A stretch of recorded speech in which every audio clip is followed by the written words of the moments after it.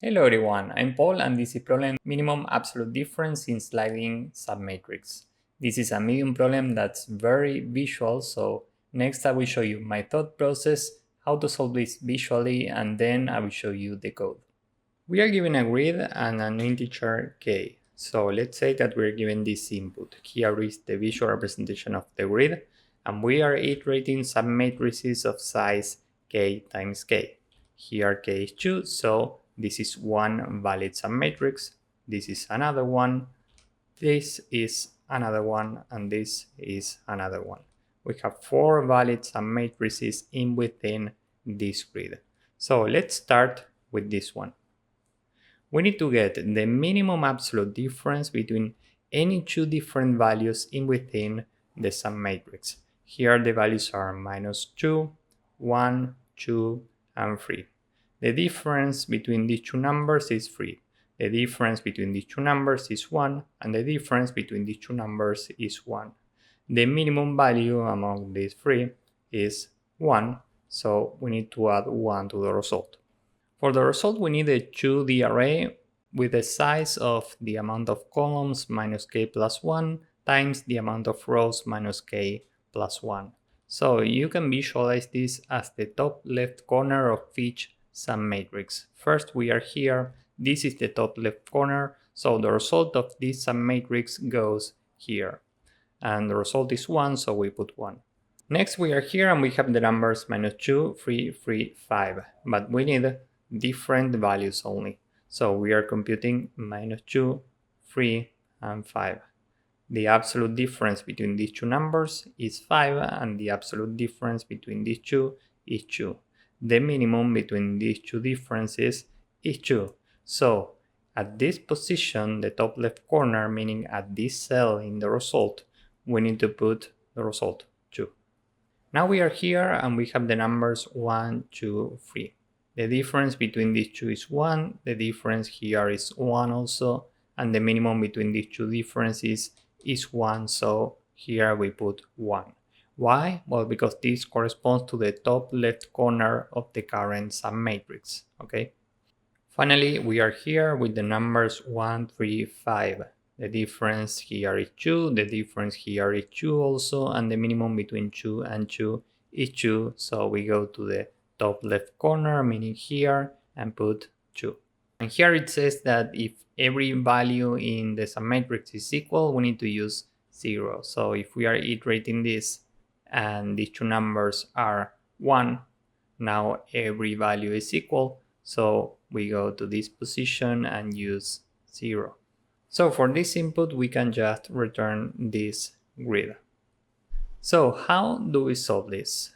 My first intuition was to look at the constraints. We know that m and n can be anything in between 1 and 30, and k can be anything in between 1 and the minimum between m and n. This means that we can think in terms of big O of n to the power of 4, because n is a relatively small number. 30 to the power of 4 is a number that we can handle. And this means that we can iterate every submatrix. We can run the exact same process that you saw seconds ago. First, we iterate this submatrix, and we are trying to avoid duplicates. We only care about different numbers. So how can we do this? Well, we can use a set.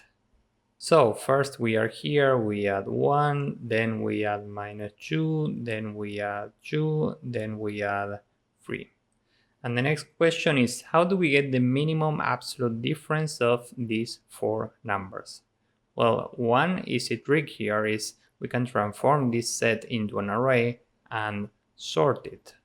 So after sorting the array, we get the following. And now we can iterate every element in the array from index 1. We will keep track of the minimum difference every time, which is initially positive infinity because we are looking for the minimum number.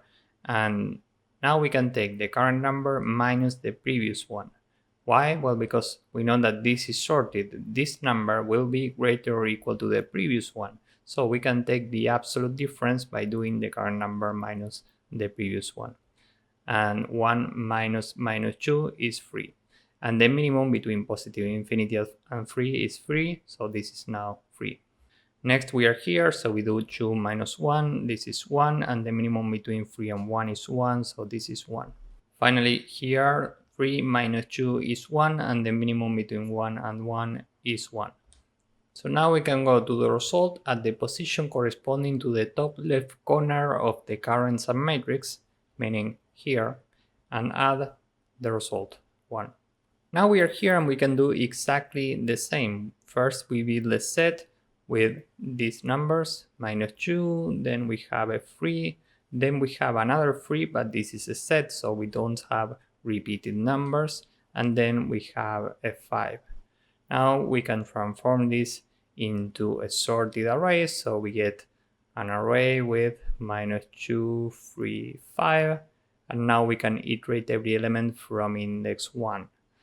3 minus minus 2 is 5, and the minimum number up to this moment is 5.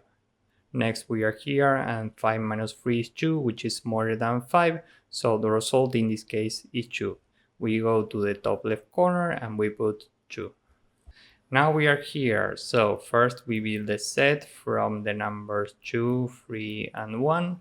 Then we build a sorted array from this, which is 1, 2, 3. And now we can iterate every element from index 1. 2 minus 1 is 1, and 3 minus 2 is also 1. So the result here is 1. Finally, here we do the same. We build a set from 3, 5, and 1. And the sorted array is an array with 1, 3, 5. Now 3 minus 1 is 2, and 5 minus 3 is also 2. So the result here is 2. Finally, we return this result. And by doing this, we are solving the problem in roughly big O of nm squared time complexity, because from each submatrix we have to build a set, and from this set we have to build a sorted array. Remember that sorting requires n log n time complexity, so this is roughly nm squared, and space complexity is roughly big O of nm, because we have to build this grid for the result, and remember that sorting requires big O of n in Python. So with this in mind, now let's see how to code this up. First, n is the length of the grid, m is the length of grid at row 0. The result is initially an array, which includes an array with 0, times the amount of columns minus k plus 1. Okay, we are only considering the top left corner of every submatrix, and this is in the problem description actually. We need this for every index in range, the amount of rows minus k plus 1. And now we can say for I in range n, for j in range m. First we check if we are in bounds, meaning if I plus k is smaller or equal to the amount of rows that we are given, and j plus k is smaller or equal to the amount of columns.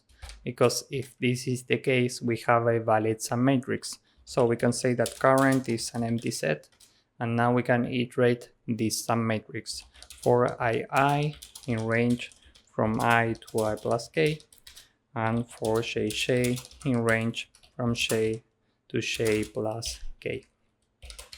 Every time current dot add the current number, which is grid at jj.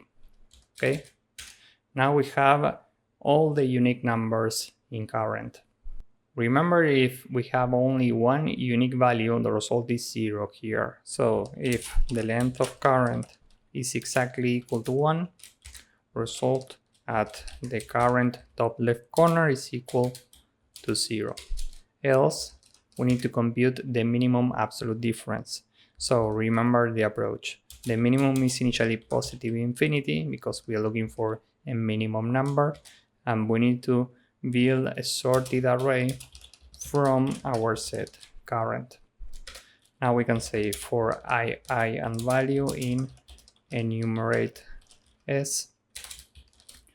First we check if we are standing at index 0, we just continue continue.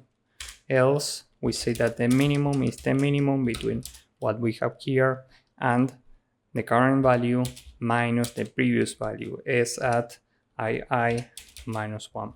Okay, and after doing this, down here we can say result at the current top left corner is equal to the final minimum absolute difference. Now here we can return result. So this is the entire code. Now let's submit this and see if it works. As you can see, this works and it's very efficient. So if you found this useful, please drop a like, subscribe, and see you in the next one. Bye bye.